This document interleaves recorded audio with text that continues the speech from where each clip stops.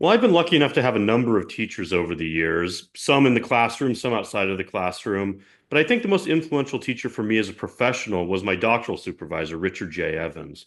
Richard Evans is not only a fantastic scholar, but also a great collaborator and colleague. And I'll give you some examples of what made him such a great teacher and mentor for me.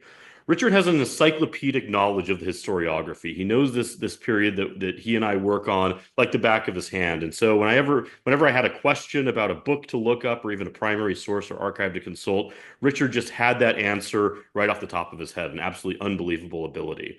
But number two, Richard was highly influential in the way that I write.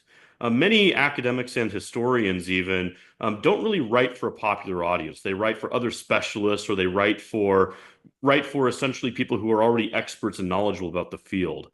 One of the most important lessons that Richard taught me in the course of my doctoral work was that we should try to write for as broad an audience as possible. You can't assume necessarily the audience knows the people that you're talking about, knows the period, or knows those events. And so it's important for us as historians to explain what we're talking about, give the reader the context they need to understand what we're saying in a truly deep way.